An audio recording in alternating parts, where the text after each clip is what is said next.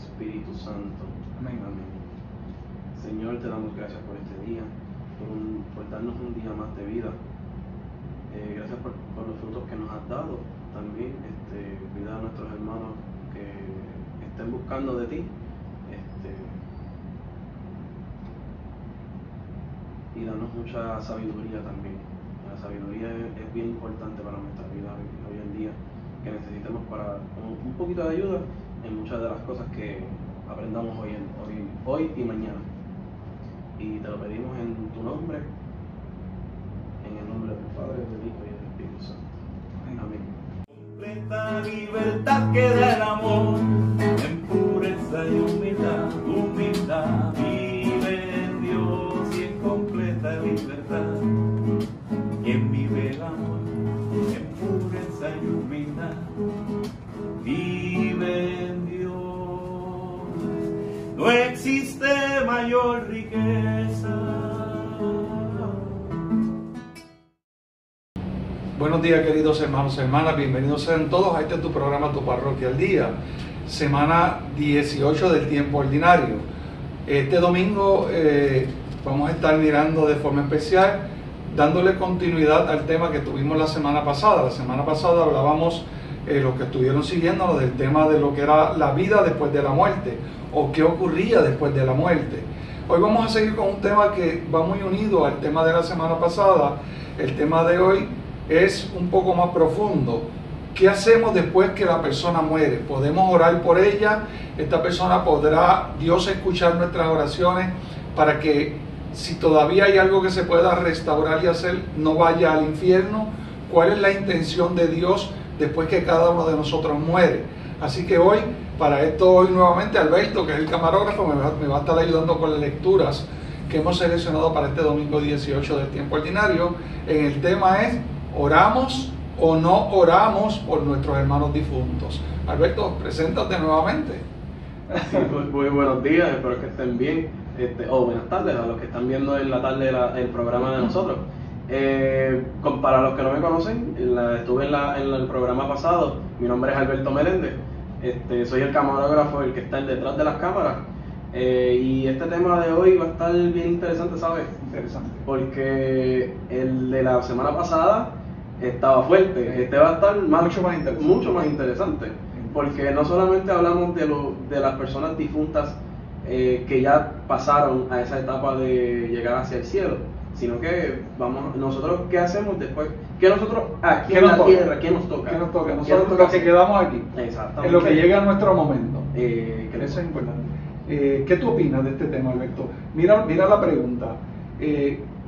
Algunos hermanos de otras denominaciones no cristianas, no católicas, han decidido que después de la muerte no hay nada, y el que se va a condenar se condenó, y el que no se va a condenar no se condenó. Así que no hay lugares intermedios para poder ayudar el alma de este hermano que ha salido del cuerpo, que hablábamos la semana pasada, que pesaba 2 libras y que salía algo del cuerpo, ¿verdad?, en aquel momento dado. ¿A dónde va esa alma en ese momento? Y donde vaya a estar, también puede estar condicionada por la oración.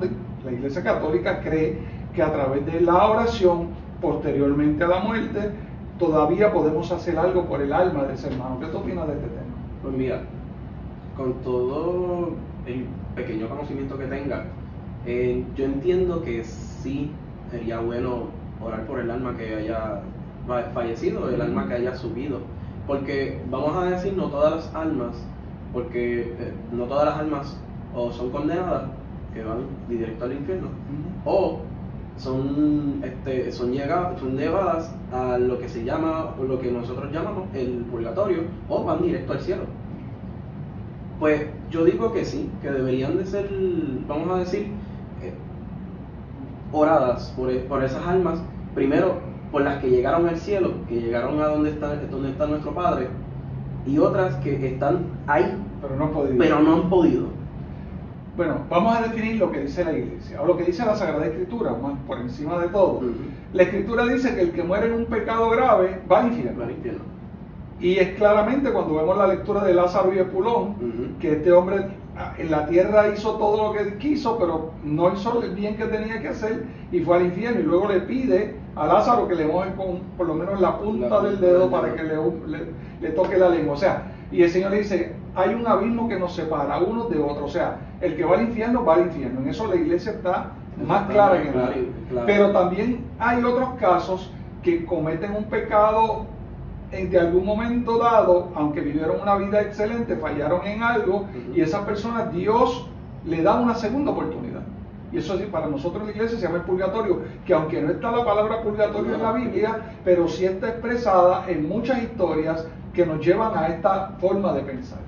Vamos a mirar, para poder hablar de este tema, yo creo que tenemos que ir a la Sagrada Escritura. Hermano, usted que nos está viendo en su casa, coja la Biblia en las manos, aproveche este momento, saque su Biblia, no importa la Biblia que usted tenga, si es Reina de Varela, saque la Reina, y nosotros vamos a estar usando la Biblia más básica de la iglesia, la Biblia latinoamericana, porque podríamos usar la Biblia de Jerusalén, que es un poco más profunda, pero esta nos va a ayudar para poder entender mejor lo que queremos. Vamos a buscarle, Alberto, para dar inicio a este tema.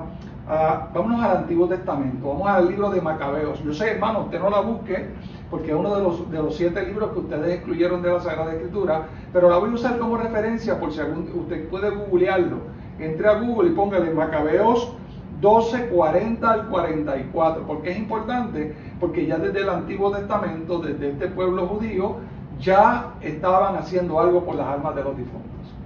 Así que es importante para nosotros partir en este pensamiento que hemos sacado para hoy. Vamos a leer el libro de Macabeos 12, 40 al 44. Vamos a Alberto ahí a ver qué nos dice la Biblia. Mira lo que dice. Esto dice: bajo la túnica de cada muerto encontraron objetos consagrados a los ídolos de Jamnia. De Jamnia. Ok, interesante, Alberto. Mira, para que la gente que nos está viendo y no ha leído esta lectura, aquí está hablando que el pueblo de Israel atacaron unas tribus y se quedaron con unos ídolos que eran de oro, y los guardaron, incumpliendo con la ley de Dios. O sea, habían cometido ¿qué? Una falta ante Dios. Y la falta ante Dios, ante el robo, ante el violentar la ley de Dios, el pecado era ¿cuál? La muerte. La muerte. Este grupo de personas que hicieron esto murieron y fueron enterrados, y nos damos cuenta de esto porque encontraron en sus tumbas con ellos las estatuas de oro que se habían robado. Ahora vamos a ver qué pasó. Dice: prohibido por la ley a los judíos. Comprendieron entonces por qué habían muerto. Dice: todos se admiraron de la intervención del Señor, justo juez que saca a la luz las acciones más secretas, y rezaron al Señor para que perdonara totalmente ese pecado. O sea, que la ley de Dios judía decía que si tú robabas o atentabas contra la ley de Dios, era reo de muerte. Y el reo de muerte era que ya no había nada más que hacer contigo. Estas personas fallaron a la ley de Dios, robaron unas estatuillas y murieron por eso, pagaron con su vida y fueron enterrados con ellas, con estas estatuillas. Mas sin embargo, el resto del pueblo, al encontrarlos a ellos muertos con las estatuillas en las manos, ¿qué hicieron? ¿Rogaron a quién? Al Señor. ¿Para qué? Para que los perdonara. ¿Le perdonara qué? El pecado. El pecado que habían cometido. O sea, que aunque ellos estaban muertos, los restantes sabían que habían cometido esta falta, pero aún así intervinieron ante Dios pidiéndole que no le tomara en cuenta ese pecado. O sea que ya desde el Antiguo Testamento vemos que si el pueblo oraba por los difuntos e intervenía para que estas almas no fueran ¿a dónde? Al infierno. Al infierno. Sigue, porque hay algo más interesante. Qué interesante eso.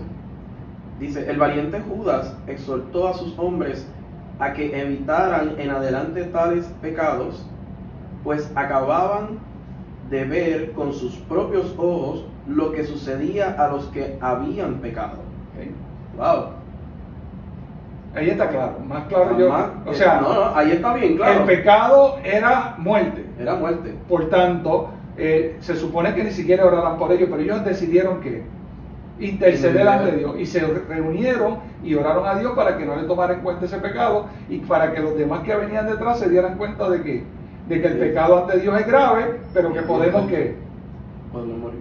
interceder, podemos orar por ellos. Mira a ver si nos queda algo al final. Sí, al final vamos a ver. Sigue la lectura. Yo voy a seguir. Dice, efectuó entre sus soldados una colecta y entonces envió hasta 2,000 monedas de plata a Jerusalén a fin de que allí se ofreciera un sacrificio por el pecado. O sea que no se quedó con la oración de ellos. Hicieron una colecta de 2,000 monedas de plata, la mandaron al templo de Jerusalén para ofrecerla. O sea, una ofrenda para que se orara en intervención en la oración. ¿Por qué? Para que las almas de estos hermanos que habían cometido un pecado grave ante Dios no se le tomara en cuenta. Cualquiera diría que eso lo podemos ver hoy en día, ¿verdad?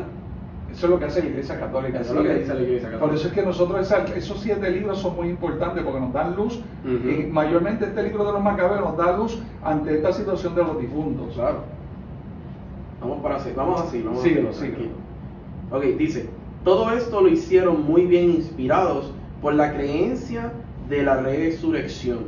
Pues si no hubiera creído que los compañeros caídos iban a resucitar, habría sido cosa inútil y estúpida orar por ellos. O sea, si los muertos no van a resucitar, sería una cosa estúpida gastar 2,000 dracmas de plata enviándolas allá por orar por ellos. Pero como va a haber una resurrección posterior, el pueblo así lo entendía, y entonces mientras llegaba esa resurrección, el pueblo oraba ante Dios para que esta alma fuera limpia de pecado. O sea, una intercesión, lo que se llama intercesión, que tampoco nuestros hermanos a veces no creen esta palabra interceder, mas aquí el pueblo estaba intercediendo por las almas de los que habían muerto. O sea, yo creo que esa lectura nos abre este campo que queremos hoy tratar, ¿verdad? Nos abre nuestra, como dice el padre Raúl Sánchez, el caletre, para que nosotros podamos entender de que por los difuntos, aunque ya hayan muerto, todavía nosotros podemos hacer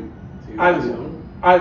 Podemos hacer algo. Claro, dice el Señor, donde 2 o más se reúnan en su nombre, ahí estaré. Y escuchará todas nuestras plegarias. Entonces, eso es lo que hacía el pueblo macabeo. Vamos a mirar esta segunda lectura. Vámonos al libro de Corintios, primera de Corintios 15, 29 al 34. Una lectura muy interesante que nos va a ayudar mucho para poder entender este tema.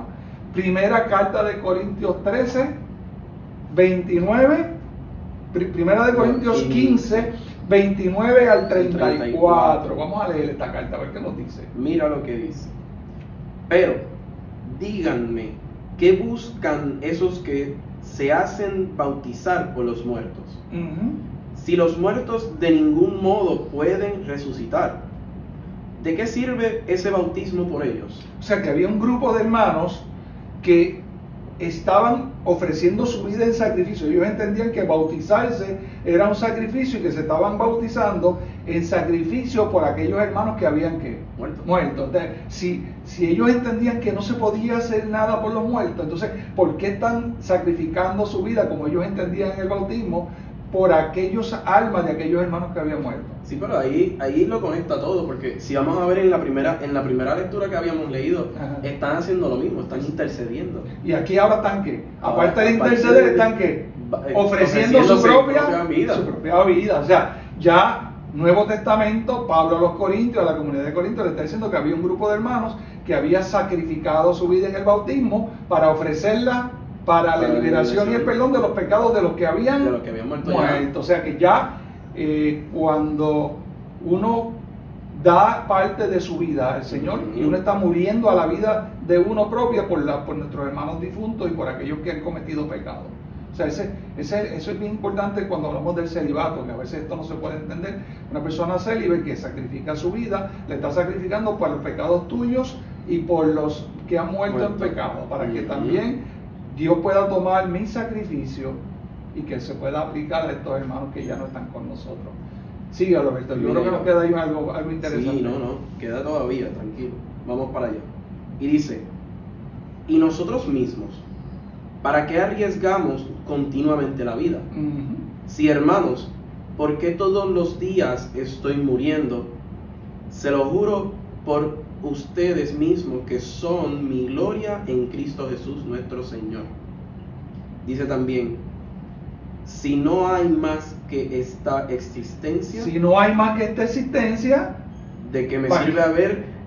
sirve haber luchado contra leones de Efesos? Si esta es la única vida que hay, como dicen algunos hermanos, una vez usted va al hoyo se acabó todo. Si esto es lo único que hay, entonces ¿por qué hay personas que seguimos sacrificando nuestra vida y consagrando y entregando nuestra vida al Señor para toda la eternidad? Si esta es la única vida que hay, pues entonces comamos y bebamos y fiestemos y hagamos del mundo lo que queramos, porque al final del camino ya no hay más nada. Pero si no es así, y hay una vida después de esta, y esa vida está condicionada a que cuando uno parte, si uno... Mira, te voy a explicar esto de forma sencilla para que lo podamos entender, hermano. Mire, Alberto, que está aquí conmigo, que vive una vida en gracia, que no tiene pecado, y que en la corta vida que lleva en su corto tiempo, de la noche a la mañana, el papá de Alberto perdió el trabajo, la mamá ya no puede trabajar, el papá se enferma, y entonces una gallina del vecino voló para el terreno del que es Alberto, y Alberto dice, si yo le doy un sopón de gallina a mi papá, lo voy a ayudar para que se fortalezca, aunque la gallina no es mía, y Alberto sabe que la gallina no es de él. Alberto cogió la gallina, la mató y le hizo un sopón al papá, y se la dio. Alberto cometió un pecado que se llama como El robo. robar, y el pecado de robo ante los 10 mandamientos es un pecado grave o venial. Grave, o sea, bien grave. ante la ley de Dios robaste. Ujú. Y cuando te moriste al otro día, ¿a dónde vas a ir? Al infierno. Según la ley, ¿irías a dónde? Al infierno. Pero Sí, porque entonces, es un pecado mortal. entonces existe la última misericordia de Dios que se llama el tiempo de espera, que se llama purgatorio, por ponerle un nombre. Si usted quiere quitarle el nombre, quite el nombre purgatorio y póngale tiempo de espera. Sí, no, vamos como dice la Biblia. Como lo que estamos leyendo. Entonces, Claro. en vez de ir directo al infierno por toda la eternidad, porque cometiste un pecado en el último momento de tu vida, pero ese pecado lo cometiste Una vez. y lo cometiste a conciencia de que estaba mal, pero tenías que hacer. Era una necesidad. Era una necesidad. Teníamos que comer. Tenía que comer, entonces se dio todo eso. ¿Tú crees que Dios es tan malo que te va a mandar al infierno? No. Si Dios es misericordioso y conoce lo que ha ocurrido. Ujú. No es lo mismo cuando una persona coge un revólver y mata a otra a mansalva, y pam, Sí, y que sé no. que te voy a matar y salí a matarte y te maté. Ahí no hay break. Ahí no hay break. No hay break y no hay arrepentimiento. Porque nunca hubo contrición. Exacto. Y No es hubo como- conciencia de que lo estoy haciendo, aunque sé que era que Era mal. Entonces esa persona definitivamente iría al Iría al infierno. infierno. Pero esta otra persona que cometió un pecado grave Ujú. ante la ley de Dios, hay que mirar la situación en la que estuvo. Entonces aquí es donde Dios invita a que nosotros oremos por Alberto, que en el último momento falló por hacer un bien. Ujú. Entonces Dios le va a poner en este tiempo de espera que va a depender de la oración de los hermanos de Alberto, que se queden aquí orando por el alma de Alberto. Y qué fuerte porque vemos a través del tiempo cómo esas situaciones así se dan. Porque no es lo mismo que un hijo esté viviendo, vamos a decir así, una vida tan fuerte que no tenga donde comer, no tenga Sí. con qué vivir, Ante no la tenga necesidad. la necesidad, pues es que a veces hay que irnos del ladito de la ley para hacer algo bien, porque es como decir lo moral y lo ético. Ahí está lo Vamos moral y lo a ético. ir a Juan. Vamos a primera de Juan 5, 16, 17, Alberto. Primera carta de Juan 5, 16, 17. Aquí 5, 16, 17. Vamos a ver qué nos dice Juan. vamos a Juan. Dice aquí, si alguno ve a su hermano en el pecado, un pecado que no ha traído la muerte, ore por él y Dios le dará vida. Hablo de esos pecados cuyo pecado no es para la muerte, que son los binarios. Ok, aquí la iglesia, por eso es que la iglesia, hermano que nos está viendo, no es que la iglesia se invente cosas, una iglesia que lleva 2000 y pico de años que ha analizado todo esto de una forma muy intensa. Ujú. Nuestra iglesia divide los pecados en pecados veniales y pecados graves. Hay dos tipos de pecados, el pecado que no lleva a la muerte y el pecado que lleva a la muerte. El pecado grave, Ujú. grave, el que cometiste ahorita, Sí, robándote robo. la gallina era grave, Ujú. pero aún así, aunque era un pecado grave, Dios conoce Dios la sé. situación que hay y entonces Dios aplicará su misericordia a través de los hermanos que se van a quedar que ofreciendo su vida en sacrificio por lo que tú acabas de cometer. Pero si tú hiciste un pecado grave, no hubo contrición, no hubo nada, vas derechito a la muerte. Ahí no hay forma de liberarle. Por eso es que dice que intercedan por aquellos pecados que no llevan a la muerte. Vuelve y léelo.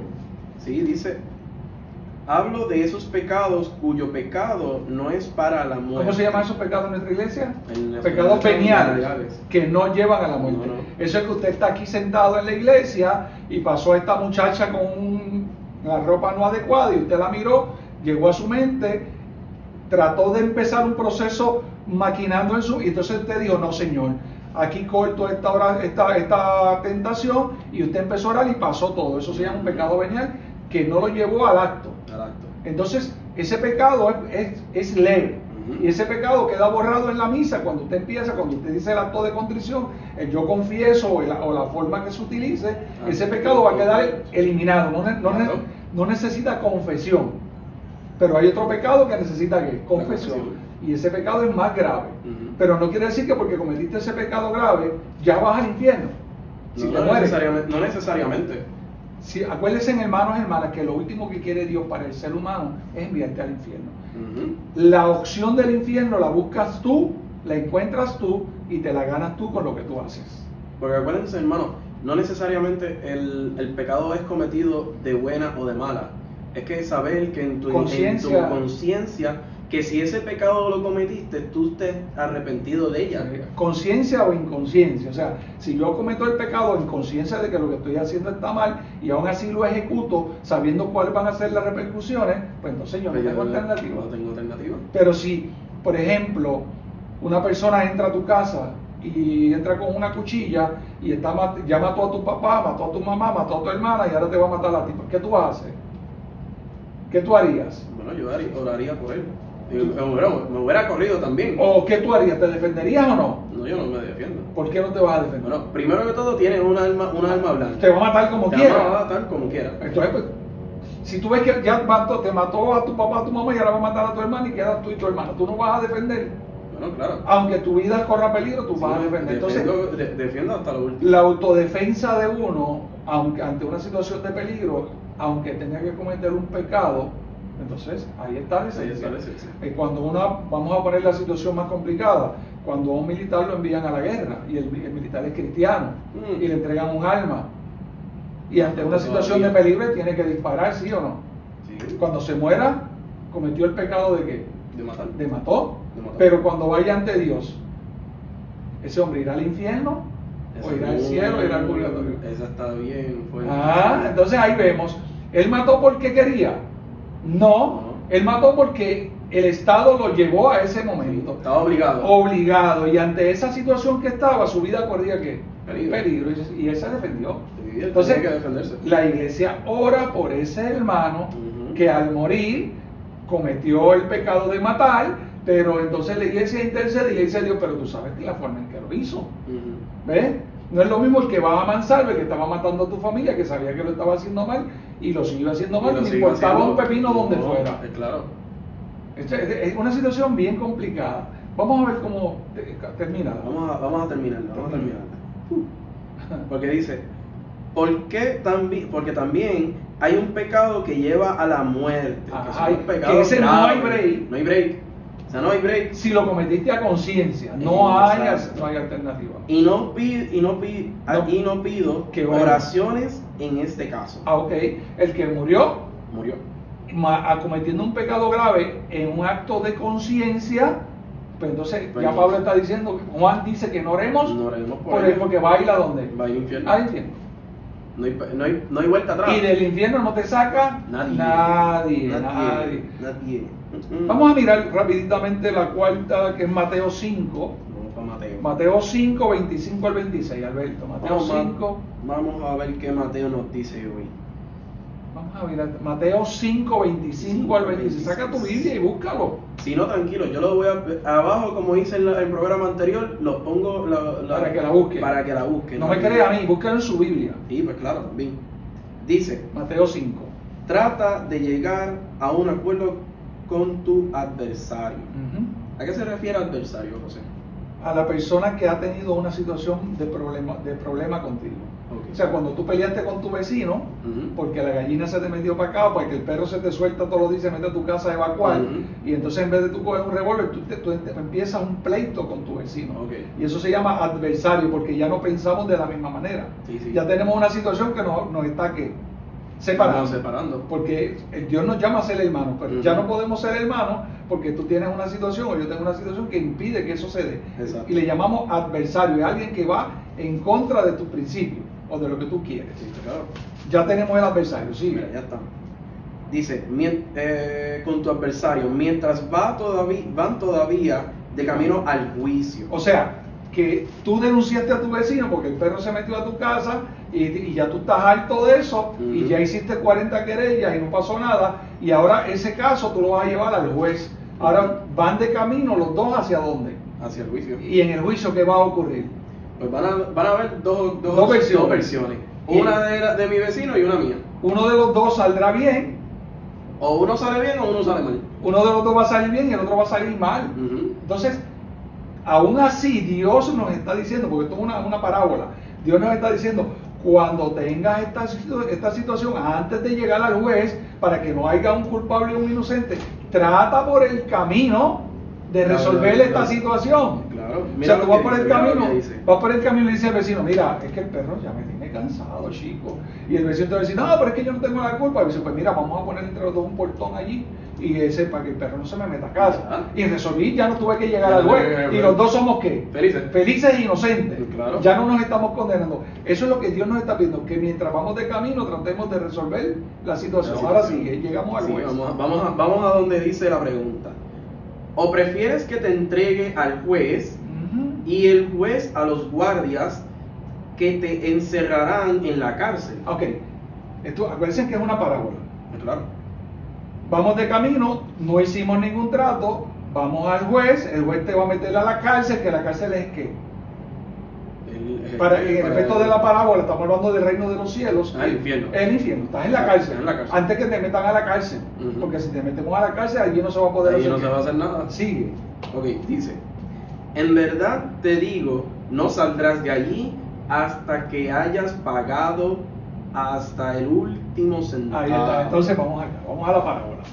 No saldrás de allí hasta que no hayas pagado el último Centavo. Habíamos dicho que el que comete un pecado grave y va al infierno, no hay nada que hacer con él. No. No hay forma de sacarlo de A allí. menos que se arrepienta. A menos que ese pecado grave haya sido como el que hablamos de la gallina Ujú. de tu papá.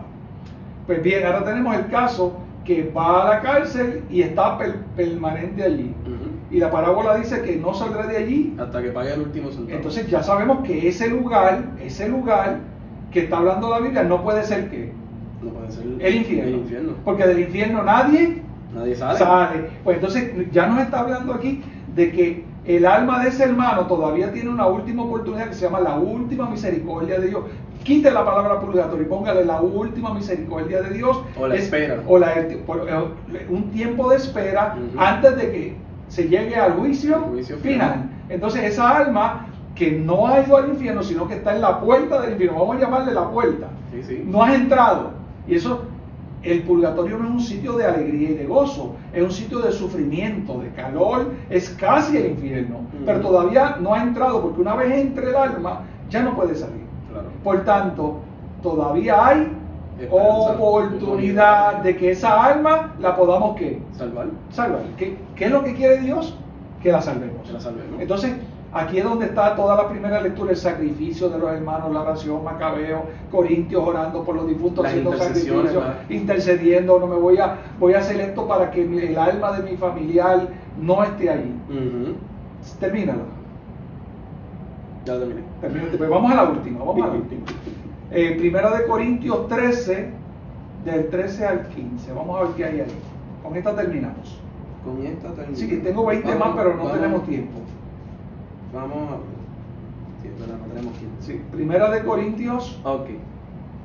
Primera de Corintios 3. 13, Sí, 13.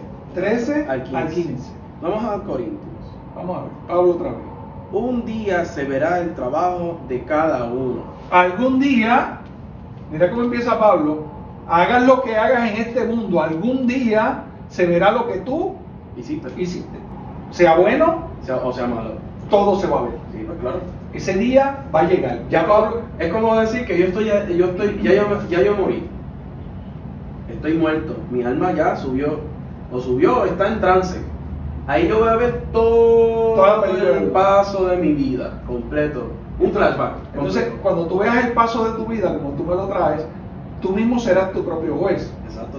Porque tú vas a ver ¿Qué mal hice yo? vas a ver lo bueno que hiciste, pero también vas a ver Los bellos malos. vas a ver lo malo que Malo. hiciste. Entonces tú serás tu propio juez. Ujú. Tú dirás, wow, cuando tú llegues ante Dios, ya tú sabes lo que hay. O sea, no podemos ser tan tontos. Sigue la lectura. Ok, dice: se hará público en el día del juicio.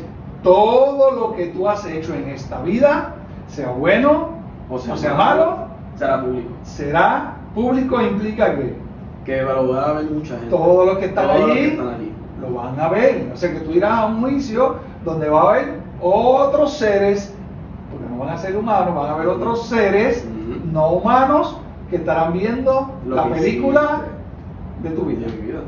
Sigue. Wow.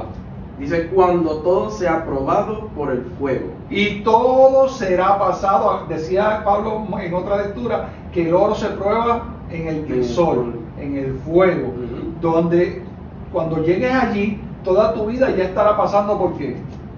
Por el fuego. Por el fuego. Ya tú vas a sentir ese caliente, ya sea del infierno o del Espíritu Santo, pero tú sabrás lo que has hecho. Ujú. Sigue. Dice: el fuego pues probará la obra de cada uno. El fuego probará, se probará el hombre como el oro en el crisol. El fuego probará la obra de cada uno. Sí. Entonces va a haber un fuego que puede ser del espíritu, puede ser del infierno. Sigue. Dice: si lo que has construido resiste al fuego, serás premiado. Ajá, entonces aquí, brutal. Entonces hay un fuego del infierno y un fuego del espíritu, mi alma está en el medio, yo estoy haciendo un análisis de lo que he hecho en mi vida, lo bueno y lo malo. Si lo que yo he hecho bueno está por encima de lo que yo he hecho malo, entonces ¿dónde iría? Pues al cielo. Y si lo que he hecho en mi vida, según la película que acabo de ver, está mal, Ujú. por encima de todo con lo que yo he entendido que he hecho bueno, pero la maldad ha sido mayor, ¿a dónde voy a ir? Al infierno. Y del infierno no me puede sacar Nadie. Sigue. No, y mira lo que es interesante, porque Sí, te dice, sí. dice arriba: has construido, si resiste al fuego, Sí. serás premiado. Pero si la obra se convierte en ceniza, o sea, si tuviste más malas que buenas, o sea, hermano, esto es fuerte. O sea, vayan pensando bien lo que están haciendo. Muy bien que hay que pensarlo. Y muy bien que hay que pensarlo. Por eso en la oración al principio que dije, vamos a tener sabiduría. La sabiduría nos ayuda bastante. Dice: pero si la obra se convierte en ceniza, el obrero tendrá que pagar. Se salvará, pero no sin pasar por el fuego. Ahí está, ahí está. Entonces ya vemos, con esto terminamos, hermano, pero ya vemos aquí, usted busque esta lectura en su casa y reléala. Ya vemos aquí que para podernos purificar y entrar en el cielo tenemos que pasar por el fuego. Y que ese fuego, cuando lleguemos allí, ya nosotros sabemos lo que nos toca.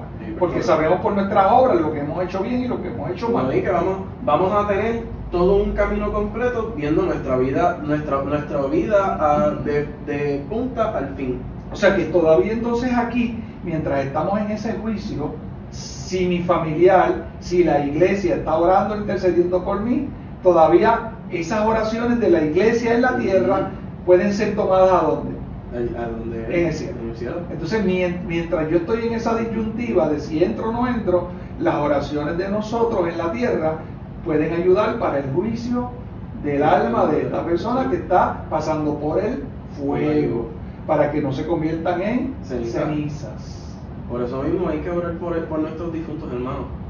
Por eso mismo hay que orar Por eso es que la iglesia católica, apostólica y romana, nosotros oramos en la mañana en una oración que se llama laudes, oramos por la vida, por todo lo que tiene que ver con la cosa material, por el trabajo, por su familia, pero en la tarde oramos por los difuntos. O sea, a las 5 de la tarde en las vísperas, la iglesia católica detiene lo que está haciendo y ora por los difuntos. Mientras usted no ora por su difunto, Nuestra iglesia está orando por los difuntos de la iglesia y por los que no son de la iglesia. Y las hermanas religiosas detienen todo a las 5 de la tarde para interceder y orar por los difuntos en el mundo entero. O sea que yo les invito a usted, hermano, que no ora por su difunto, por su mamá, por su papá, por su hijo, por su hija que está quizás pasando por un momento de fuego, de interrogación, vamos de, a decir. de fuego, De fuego. que ore e interceda por el alma de ese familiar. Qué lindo sería que cuando usted se muera y llegue a ese sitio, Y si lo usted va a vea. llegar, usted pueda darse cuenta de que su oración aportó en la tierra para que su familiar pueda ver el rostro de Dios, que es lo que al final del camino Dios quiere de todos los seres humanos. Dios no quiere que nadie se pierda, Dios quiere que todos nos salvemos. Y la última misericordia de Dios se llama el tiempo de espera, que yo le llamo el purgatorio, una última misericordia de Dios sobre el ser humano. Dios quiere que tú te salves. Ahora bien, va a depender de las cosas que hagamos aquí en la tierra. Así que piensa bien lo que haces, piensa que en esta vida no es la única y que el día que tú cierres los ojos pasas a otro tipo de vida y que en esa otra vida Dios necesita de la oración de los que quedan aquí para que esa alma pueda disfrutar de su presencia. Yo creo que muy pocos morimos en santidad, Alberto, muy pocos. Por eso el Papa se tiene que confesar, Padre Jorge se tiene que confesar, yo me tengo que confesar, tú Yo te tienes que también me tengo que confesar, porque no somos ¿qué? No somos No perfectos. somos perfectos. No, no. Y para entrar en el cielo tenemos que ser ¿qué? Perfecto. Y pregúntate tú, hermano, con esto termino. Hazte la pregunta tú a tu interior, en este momento de tu vida, que tú estás en tu casa ahí con los platos en la mano, que estás tratando de ver el programa en el televisor o lo estás oyendo en el teléfono. Detente y haz la pregunta. En este momento, si yo muero, ¿yo soy perfecto o soy imperfecto? Porque solamente los perfectos irán ¿a dónde? Al cielo. ¿Y los imperfectos? Según la teoría de algunos, para nosotros todavía hay una oportunidad, si soy imperfecto, de que todavía hay un tiempo de espera que la oración de la iglesia me puede ayudar. Ahora bien, si tú eres imperfecto y no crees en esto, irías al infierno. Y tú sabes en este momento que perfecto no eres. No, y vamos a decir, y obviamente lo vamos a terminar ahora, es saber que en tu conciencia, en la parte de atrás de tu cerebro, sepas que lo que habré hecho o hice en el momento de ahora, pero no sabemos si es ahora lo que hizo, sepamos que podemos ser salvados si nos arrepentimos de lo que hicimos. Con un corazón Con contrito un y humillado. corazón. No seamos un corazón duro, como dice. Ezequiel 36-37. Quita No el seamos- corazón de piedra. Quita el corazón de piedra, sea un corazón de carne. Y teme a Dios. Teme a Dios y no tengas miedo de Él. Teme a Dios como un Padre misericordioso que no busca el castigo del hijo y cuando lo tiene que castigar lo hace porque no tiene otra opción. No tiene otra opción. Así que, hermano, yo espero que estas lecturas te hayan ayudado. Tengo muchas más. Si te interesa, escribe abajo y ponle aquí en el programa, Alberto, qué pregunta tú tienes y yo trataré de contestarlas más adelante. Pero mira estas lecturas que te van a ayudar a entender que Dios quiere que tú te salves, siempre hasta el último momento. Pero que después que mueres, Dios te da una segunda oportunidad que está en manos de tu familia, de tus amigos y de tu iglesia, que intercedan por ti, que oren hasta que les toque morir a ellos. ¿Y para qué? ¿Por qué yo oro por los difuntos? Para que cuando yo muera, alguien ore por mí. Porque todos necesitamos de la oración para poder pasar por el oro en el crisol y poder llegar a ese fuego que nos va a discernir a dónde vamos a ir. Al infierno. O al cielo. Al cielo. Que así nos Sí. ayude el Señor. Bien, hermano, espero que esto te haya ayudado. Las lecturas estarán en la parte de abajo. Si tienes alguna pregunta, escríbela y nosotros te ayudaremos más adelante. El Señor esté con ustedes Y con su espíritu. y que la bendición del Dios Todopoderoso, que es Padre, Hijo y Espíritu Santo, descienda sobre ustedes, sobre sus hogares y sus familias y con ustedes permanezca para siempre. Amén. Nos vemos en el próximo programa.